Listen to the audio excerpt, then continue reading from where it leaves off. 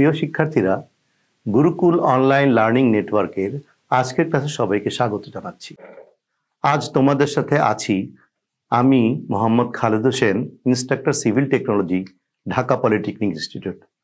তো আজ তোমাদের আমি যে সাবজেক্টটা পড়াবো সেটা হচ্ছে ডিজাইন অফ স্ট্রাকচার 1, বিষয় কোড 66463, অধ্যায় 5, আর বিষয়বস্তু হচ্ছে functions of web reinforcement in RCC beam. বন্ধুরা, আজকে এর দ্বিতীয় ক্লাস।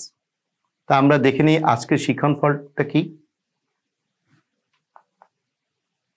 আজকের শিক্ষণফল হলো ইউএসডি পদ্ধতিতে উল্লম্ব ওয়েভ রিইনফোর্সমেন্টের পারস্পরিক ব্যবধান নির্ণয়ের সূত্রটি প্রতিপাদন করতে পারবো এবং ইউএসডি পদ্ধতিতে তির্যক ওয়েভ রিইনফোর্সমেন্টের পারস্পরিক ব্যবধান নির্ণয়ের সূত্রটি ব্যাখ্যা করতে পারবো। তো বন্ধুরা, এবার আমরা একটু বিস্তারিত যাই।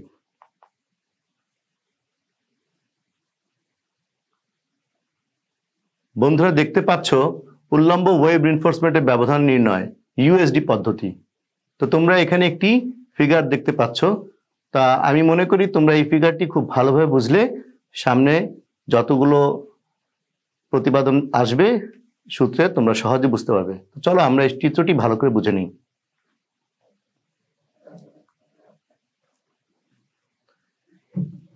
এই যে তোমরা দেখছো, এটি একটি বিমের সামান্য অংশ। বিমটি আরো এখানে ছিল, আমরা এখান থেকে এটাকে কেটে নিয়েছি, বাকিটা আমাদের দরকার নেই, আমরা এটাকে জাস্ট আলাদা করে রেখেছি। এখন এর মধ্যে কি কি বল কাজ করে, কিভাবে কাজ করে সেটা আমরা দেখব। কেননা বিমের উপর লোড প্রয়োগের ফলে বিমে শিয়ার স্ট্রেস উৎপন্ন হয় এবং সেটাই আজকে আমাদেরকে নির্ণয় করতে হবে যে কিভাবে শিয়ার স্ট্রেসকে প্রতিহত করা যায়। এই যে লাল লাল দেখা যাচ্ছে শিয়ার রিইনফোর্সমেন্ট অথবা স্টিরাপ ওয়েভ রিইনফোর্সমেন্ট, অনেক সময় ট্রান্সভার্স রিইনফোর্সমেন্টও বলে। এর পারস্পরিক দূরত্ব আমরা কেন্দ্র থেকে কেন্দ্র নিয়ে থাকি, সেটা হচ্ছে এস। তাহলে বন্ধুরা, এখানে তোমরা দেখতে পাচ্ছ এরকম একটি ভাঙা অবস্থা। আসলে যখন লোড অ্যাপ্লাই হয় তখন যে কোনো জিনিসই ভাঙতে চায়, এই ভাঙনটাকে প্রতিরোধ করতে হলে কি ধরনের শক্তি এর মধ্যে কাজ করছে সেটা যদি জানা যায়, তাহলে সেটাকে আমরা যদি প্রতিহত করতে পারি তবেই কিন্তু আমরা একটা সেফ বিম বা সেফ স্ট্রাকচার তৈরি করতে পারি। তাহলে এই ক্ষেত্রে আমরা দেখতে পাচ্ছি, তোমরা দেখতে পাচ্ছ একটি সি বল আছে এখানে, কম্প্রেশন ফোর্স, আর এখানে একটা টি বল আছে, টেনসাইল ফোর্স। তোমরা জানো আরসিসিতে কম্প্রেশন এবং টেনশন দুটোই হয়। টেনশন নেয় স্টিল আর কম্প্রেশন নেয় কংক্রিট, মূল বেশিরভাগটা। তাহলে এইখান থেকে যখন নাকি এরকম ভাবে আমরা কেটে ফেলি তখন একটা বল ভিসিজেড তোমরা দেখতে পাচ্ছ, এই যে ভিসিজেড, এটা হচ্ছে কম্প্রেশন জোন, সিজেড থেকে কম্প্রেশন জোনের কারণে যেই শিয়ার ফোর্সটা হচ্ছে। তাহলে বন্ধুরা বুঝতে পারছো, যখন কম্প্রেশন সৃষ্টি হয় কংক্রিটের মধ্যে, কম্প্রেশনের কারণে দুটো জিনিস কিন্তু ইন্টারলক হয়ে যায়, সহজে এটা পিছলাতে পারে না। তাহলে এই যে কম্প্রেশনের কারণে যে শিয়ারটা হচ্ছে সেটাই হচ্ছে আমাদের ভিসিজেড। তোমরা দেখতে পাচ্ছ এই অংশটা আমি এখানে একটি বৃত্ত মতো করেছি। তারপরে তোমরা দেখো যে ভিআই, এই যে ভিআই, এই ভিআই এটা হলো কংক্রিটের ইন্টারলকিং ফোর্স। বন্ধুরা, কংক্রিটের ইন্টারলক কি জিনিস? কংক্রিটের মধ্যে থাকে কি আমাদের কোর্স অ্যাগ্রিগেট, সেগুলি কনিক্যাল থাকে, সেটা একটা আর একটাকে খুব শক্ত করে ধরে রাখে। তখন যখন নাকি স্লাইড হয়, ভাঙার চেষ্টা করে, তখন এবড়ো থেবড়ো থাকার কারণে একটা থেকে একটা সহজে পিছলে যায় না। এটাই হচ্ছে আমাদের ভিআই। তো এটা আমাদের ইনক্লাইনলি কাজ করে। এর দুটো উপাংশ হয়, সেই দুটো উপাংশ আমি তোমাদেরকে এখানে এই চিত্রের মাধ্যমে দেখিয়েছি। এই দেখো, তোমরা এই চিত্রটা দেখলে তোমরা ব্যাপারটাকে আরো পরিষ্কার করতে পারবে। কারণ ভিআই হচ্ছে আমার ইনক্লাইন ফোর্স, এটা একটি উপাংশ ভিআইওয়াই আর একটি হচ্ছে ভিআইএক্স। তাহলে ভিআইএক্স টি হরিজন্টাল আর ভিআইওয়াই এটি হচ্ছে ভার্টিক্যাল, উল্লম্ব। এই ভার্টিক্যাল অংশটাই আমাদের শিয়ারের জন্য, শিয়ার রিইনফোর্সমেন্টের জন্য কাজ করে। আরেকটি হচ্ছে এই যে আমাদের এখানে ডটের চিহ্ন তোমরা দেখতেছো, এটি হচ্ছে মেইন রিইনফোর্সমেন্ট। এই মেইন রিইনফোর্সমেন্ট যখন থাকে তখন এটা যদি ভাঙতে চায় তাহলে মেইন রিইনফোর্সমেন্টকেও কিন্তু একটা চাপ সৃষ্টি, তাহলে এর প্রস্থ বরাবর একটা কাজ করে, সেটাও আমাদের একটা শিয়ারের ক্ষেত্রে কাজ করে। তো তার জন্য আমাদের নিচের এই কংক্রিটটাও, ফাটল কংক্রিটটা শক্তি প্রদান করে যাতে এটাকে ঠেকানোর জন্য। তো এই ভিডিটা হচ্ছে মেইন রিইনফোর্সমেন্টের ডাওয়েল অ্যাকশন বলে এটাকে বলা হয় ডাওয়েল অ্যাকশন। যখন নাকি একটা বিম ভাঙতে চায় তখন এটা বাঁকা হয় সামান্য, এই বাঁকা হওয়ার কারণে সে এটাকে ঠেকায় রাখে। এখন বন্ধুরা এখানে তোমরা দেখতে পাচ্ছ P = D বলেছি আমি। এই যে ফাটলটা হয়, এই ফাটলটা ইনক্লাইন্ড হলো, এর একটা আনুভূমিক দূরত্ব আছে, সেটা আমরা P বলি। তো P = D বলার একটা কারণ আছে, কারণ এই যে আমাদের এই ফাটলটা হয়, এই ফাটলটা সাধারণত 45 ডিগ্রি অ্যাঙ্গেলে হয়ে থাকে। সাধারণত এই 45 ডিগ্রি অ্যাঙ্গেল হয় বলে, তাহলে তোমরা বুঝতেই পারছো 45 ডিগ্রি অ্যাঙ্গেল যদি হয় আর যদি একটা 90 ডিগ্রি হয় তাহলে আর একটা 45, তাহলে এটা একটা সমদ্বিবাহু ত্রিভুজ হবে। তাহলে সে কারণেই এই কার্যকরী গভীরতা আর এই P এর মানটা সমান হয় প্র্যাকটিক্যালি। আর T = AS × FS বলা হচ্ছে কারণ এই যে এই রডের মধ্যে যে বলটা কাজ করে টেনসাইল ফোর্স, সেটা হচ্ছে এই রডের ক্ষেত্রফল এবং তার অনুমোদনযোগ্য স্ট্রেস। তাহলে এই হলো আমার T। তো এই C থেকে এই টেনসাইল জোনের এই ডিস্টেন্স বলা হয় Z, এটা আমরা কাপল বলে থাকি। তো এই Z আছে একটা। তাহলে এখন আমাদের এইখানে এই জিনিসটাকে কি বোঝানো হচ্ছে? সাপোর্ট, একপাশে একটা সাপোর্টকে দেখানো হয়েছে। তাহলে এখন এই সব বিষয়গুলো আমার জানা হলো। এই লালগুলো হচ্ছে স্টিরাপ। এখন একটি স্টিরাপ, এই একটি স্টিরাপ AV × FB পরিমাণ বল নেয়। তোমাদেরকে এর আগের ক্লাসে কিন্তু আমি এই জিনিসটা বুঝিয়েছি AV কি জিনিস। AV হচ্ছে একটি স্টিরাপ যদি 2 লেগ হয় তাহলে দুইটার রডের প্রস্থচ্ছেদের ক্ষেত্রফল হবে, আর FB হচ্ছে ওই রডের আমাদের অনুমোদনযোগ্য পীড়ন। তো FV আর FS এর মধ্যে আসলে কোনো পার্থক্য নাই, আমরা FB বলি যেহেতু এটা ভার্টিক্যাল রিইনফোর্সমেন্ট, এই জন্য এটাকে FB বলি। তো বন্ধুরা আশা করছি তোমরা এই চিত্রটা ভালোভাবে বুঝতে পারছো। তো এবার আমরা একটু সামনের দিকে এগোই। তো বন্ধুরা দেখতে পাচ্ছ এখানে VC হচ্ছে কংক্রিটের মোট খাড়া বল। যতগুলি বল আছে সবগুলি মিলিয়ে এর VC এর মোট খাড়া বল, VS হচ্ছে স্টিরাপের মোট খাড়া বল। এখন এই যে স্টিরাপের মোট খাড়া বল আছে একটি এরকম যে আমাদের ইনক্লাইন্ড ভাবে ভেঙে যাওয়ার প্রবণতা থাকে, তার মধ্যে যে কয়টি স্টিরাপ পড়ে সেইটার মোট খাড়া বল হচ্ছে VS। আর VD হচ্ছে প্রধান রডের আড়াআড়ি খাড়া বল, যেটাকে আমি ডাওয়েল অ্যাকশন আগে বলেছি, এটাকে ডাওয়েল অ্যাকশন বলে। আর VI হচ্ছে কংক্রিটের ইন্টারলক ফোর্স। এই যে এই VIটা কংক্রিটের ইন্টারলক ফোর্স, ইন্টারলক মানে পরস্পর যুক্ত থাকা। আর VIX হচ্ছে VI এর অনুভূমিক উপাংশ, যেটা আমি পূর্ববর্তী চিত্রে দেখিয়েছি। VIY হচ্ছে VI এর উল্লম্বিক উপাংশ। আর VCZ হচ্ছে কংক্রিটের কম্প্রেশন জোনের খাড়া বল। VINT মানে V ইন্টারনাল বিমের অন্তঃস্থ শিয়ার বল, VEXT বহিস্থ শিয়ার বল, বিমের বহিস্থ শিয়ার বল। আর AV হচ্ছে স্টিরাপের ক্ষেত্রফল, D হচ্ছে বিমের কার্যকরী গভীরতা, P হচ্ছে ফাটলের অনুভূমিক দূরত্ব, S হচ্ছে স্টিরাপের কেন্দ্রীয় ব্যবধান। এখন বন্ধুরা তোমাদের এই চিত্রে আমি দেখিয়েছি P = D, এবং এই P = D কেন হয় সেটাও কিন্তু আমি বুঝিয়েছি। যেহেতু এই ফাটলটা আমাদের 45 ডিগ্রি অ্যাঙ্গেলে হয়, তাহলে এই 45 ডিগ্রি অ্যাঙ্গেলে হলে এর অনুভূমিক আর উল্লম্ব দুইটা সমান হবে, বিধায় এই P = D এবং তার থেকে S লাগাম। তাহলে এখন এই N হচ্ছে স্টিরাপের সংখ্যা। তাহলে এই দূরত্বকে যদি ব্যবধান দিয়ে ভাগ করি তাহলে আমাদের স্টিরাপ কয়টি লাগবে সেটা চলে আসবে। তাহলে N হচ্ছে স্টিরাপের সংখ্যা, P/S = D/S, মানে একটি এরকম ক্র্যাকের মধ্যে কয়টি স্টিরাপ প্রয়োজন সেই সংখ্যাটা এখান থেকে বের হয়ে আসবে। এখন বন্ধুরা তোমরা জানো সাম্যাবস্থার জন্য আমরা জানি V internal = V external। বন্ধুরা তোমরা এই জিনিসটি মনে রাখবে, এই যে আমরা সবসময় বলি সাম্যাবস্থার জন্য বহিস্থ বল = অন্তঃস্থ বল, কেন? এই জিনিসটা অত্যন্ত সহজভাবে মনে রাখবে যে যখন একটি বিম থাকে তখন তার উপর লোড দেওয়ার কারণে তার অভ্যন্তরে যেই পীড়ন সৃষ্টি হয় সেই পীড়নই কিন্তু ওই বহিস্থ লোডকে রেজিস্ট করে, প্রতিরোধ করে। তাহলে যেই লোডটা দেওয়া হচ্ছে সেই লোড যদি আমি না ঠেকাইতে পারি তাহলে তো বিম ভেঙে যাবে। অতএব এই সাধারণ একটা কনসেপ্টই মনে রাখতে হবে যে আমাদের সাম্যাবস্থায় থাকতে হবে। যদি সাম্যাবস্থায় না থাকে তাহলে কিন্তু বিমটা টিকবে না। তো সেই জন্যই আমরা সবসময় বলে থাকি যে অন্তঃস্থ বল = বহিস্থ বল। তো সেখান থেকে আমরা এই জিনিসটা বলতে পারি যে V internal = V external। অতএব V external যেটা হচ্ছে, V external যেটা আমার আছে সেটা কোন জিনিস দিয়ে ঠেকানো হচ্ছে? এই V internal দিয়ে। তো ইন্টারনাল এই কলাম বিমের ভিতরে কি কি আছে আমাদেরকে দেখতে হবে। তো এখন বিম হচ্ছে RCC, তা আরসিসির মধ্যে দুটো জিনিস থাকে, একটি হচ্ছে কংক্রিট আর একটি হচ্ছে লোহা। তাহলে কংক্রিটের একটা শক্তি থাকবে আর লোহার একটা শক্তি, লোহার শক্তি এইটা আর কংক্রিটের শক্তি হচ্ছে এই, বাকি সব আমি তোমাদেরকে এই জিনিসটা একটু পরেই আরো একটু বিস্তারিত বুঝিয়ে দেব। তো এখন কথা হচ্ছে যে VS equal to NAV FV. আমার এই ভিএস এর এই যে স্টিরাপ যেই শিয়ার স্ট্রেসটা নেয় সেই এন কোত্থেকে আসলো, কেননা আমি বলেছিলাম যে এই যে একটি এরকম ফাটল যেটা হচ্ছে তার অনুভূমিক দূরত্ব হচ্ছে আমার এইটুকুর মধ্যে এই এস দূরত্ব পর পর আমার স্টিরাপ আছে, তার জন্য কয়টা স্টিরাপ লাগে সেই জন্য এনটা দিলাম, এবং এভি এফভি। তাহলে এভি এফভি হচ্ছে একটি স্টিরাপের জন্য বল, আর তাহলে এন সংখ্যক আমার যেহেতু এখানে স্টিরাপ আছে তাহলে এন দিয়ে গুণ করলেই এই স্টিলের কন্ট্রিবিউশনটা চলে আসবে। তাহলে এনটা পেয়েছিলাম পি বাই এস। এখন যখন মোট শিয়ার ফোর্স স্টিরাপ বহন করে তখন VCR equal to VCZ plus VD plus VI by, এই কথার অর্থটা হচ্ছে যে যখন আমাদের লোড প্রয়োগ করা হয় তখন কিন্তু ভিএস, প্রিয় শিক্ষার্থীরা তোমরা জেনে থাকবে যখন নাকি লোড প্রয়োগ করা হয় তখন কিন্তু সাথে সাথেই স্টিরাপ লোড নেয় না।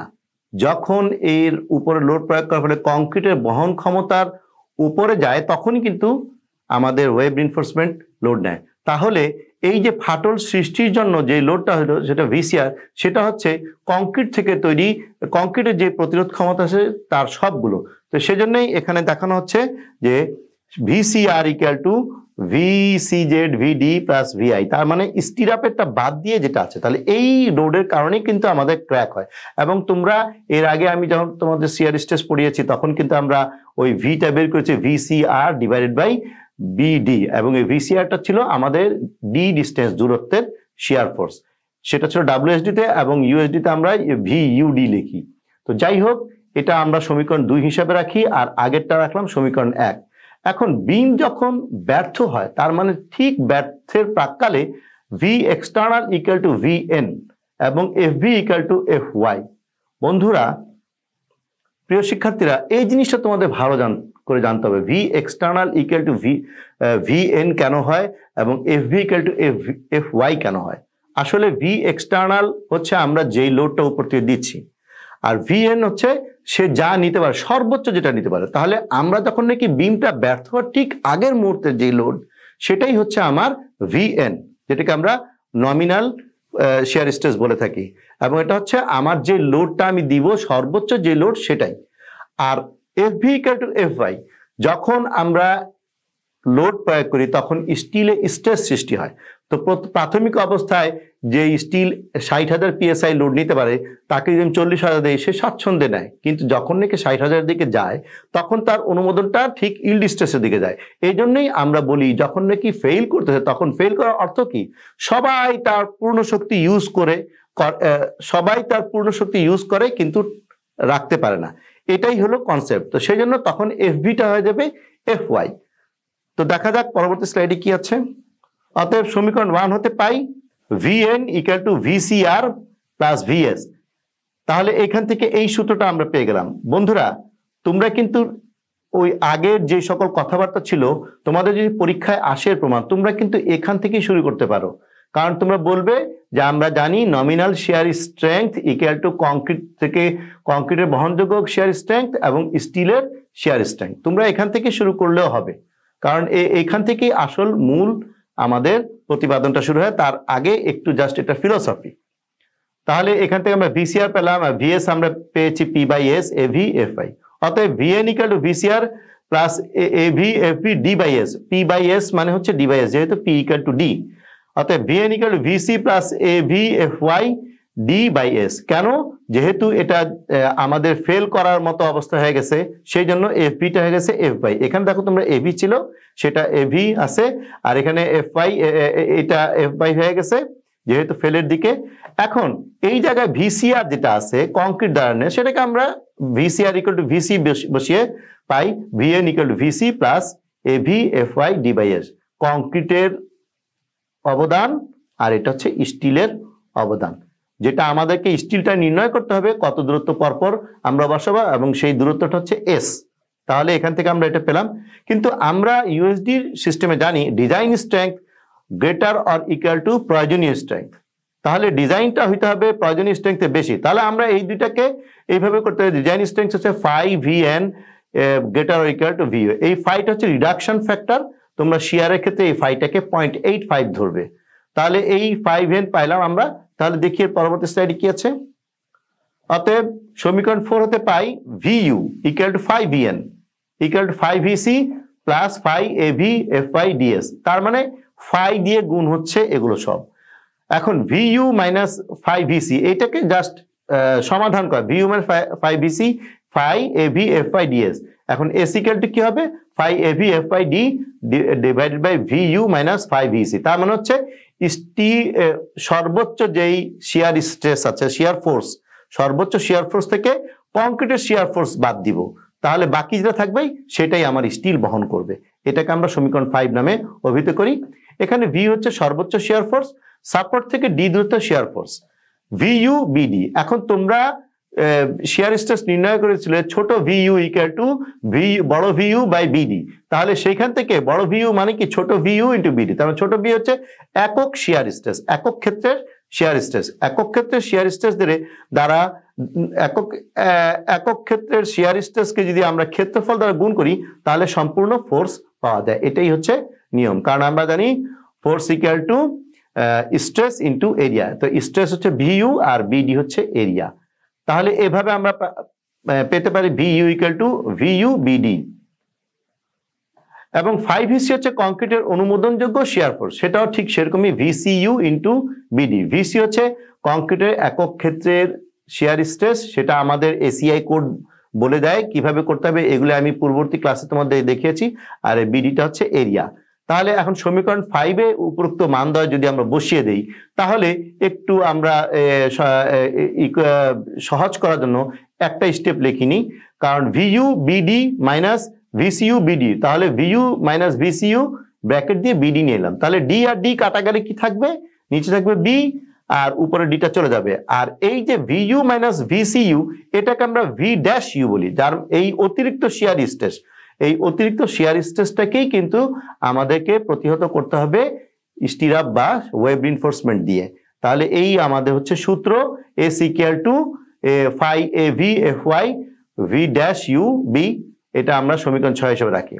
এই সূত্রের মাধ্যমে ইউএসডি পদ্ধতিতে বিমে ব্যবহৃত উল্লম্ব স্টিরাপের ব্যবধান নির্ণয় করা হয়। তাহলে আমরা এই সূত্রের মাধ্যমে যেটা পাবো তাহলে এই দূরত্ব পরপর দেব। কিন্তু বন্ধুরা আমাদের এসিআই কোড অনেক পরীক্ষা নিরীক্ষা করে সব ক্ষেত্রেই আমাদের কিছু দিক নির্দেশনা দিয়েছে। তো এখানেও একটি দিক নির্দেশনা দেওয়া আছে যে কিন্তু পাশাপাশি স্টিরাপের ব্যবধান d/2 এর বেশি হবে না যখন VU equal to 1.595 root over F prime C এর বেশি না হয়। এর বেশি এর পর্যন্ত বা এর কমে থাকলে তাহলে আমরা d/2 ডিস্টেন্সে লিখবো। এখন এফ প্রাইম সি কি তোমরা জানো, এটা হচ্ছে কংক্রিটের আলটিমেট স্ট্রেংথ, যেই বলে কংক্রিট ভাঙন সৃষ্টি হয়, মানে ভেঙে যায়, আমরা যেটা বলি আর কি যে ভেঙে যাবে এইবারে, তার মানে ঠিক তার আগ মুহূর্তে। আবার পাশাপাশি স্টিরাপের ব্যবধান d/4 এর বেশি হবে না যখন VU 1.595 root over F prime C এর অপেক্ষা বেশি এবং VU 10 root over F prime C এর চেয়ে কম। তার মানে এই রেঞ্জের ভিতর থাকবে তখন আমাদেরকে স্টিরাপ দেওয়া লাগবে d/4। তাহলে বন্ধুরা আমরা যেরকম WSD তে দেখেছিলাম যে 3টি মান বের করতে হতো আমাদেরকে, 3টি মান বের করে সর্বনিম্ন মানটি দেওয়া লাগতো।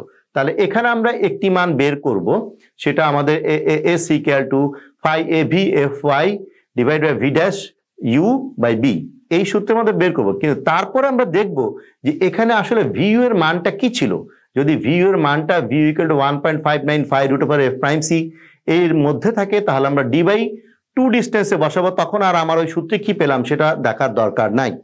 তো বন্ধুরা সেই নির্দেশনা মোতাবেক আমাদের স্টিরাপের ব্যবধান d/2 ডিস্টেন্সে হবে যখন VU equal to 1.595 root over F prime C KG per square centimetre হবে। আবার এই স্টিরাপের ব্যবধান d/4 অর্থাৎ আরো ঘন হয়ে যাবে যখন এর মান 1.595 root over F prime C থেকে শুরু করে 10 root over F prime C KG per square centimetre থাকে। তার মানে বুঝতে পারছো যে শিয়ার স্ট্রেস বেশি হলে আমাদেরকে শিয়ার রিনফোর্সমেন্ট ঘন করে দিতে হবে। এটি অত্যন্ত স্বাভাবিক কথা, এটা আমাদের সবাইকে মনে রাখতে হবে। তাহলে বন্ধুরা আমরা দেখলাম ভার্টিক্যাল স্ট্র্যাপ কিভাবে আমাদের সূত্রটা প্রতিপাদন করতে হয় এবং কিভাবে আমরা এর দূরত্ব নির্ণয় করব এবং এর দূরত্বের যেই আমাদের দিক নির্দেশনা আছে এসিআই কোডে সেটা আমরা মেনে চলবো। তো দেখা যাক বন্ধুরা পরবর্তী স্লাইডে কি আছে। আমরা দেখতে পাচ্ছি তির্যক ওয়েভ রিইনফোর্সমেন্টের ব্যবধান নির্ণয়। তো বন্ধুরা এই তির্যক ওয়েভ রিইনফোর্সমেন্ট সম্পর্কে আমি আগে বলেছি যে তির্যক ওয়েভ রিইনফোর্সমেন্ট আসলে ব্যবহার হয় না বললেই চলে। আমি আমার যতটুকু জীবন হয়েছে আমি কোনো জায়গায় দেখিনি যে তির্যকভাবে ওয়েভ রিইনফোর্সমেন্ট ব্যবহার করে।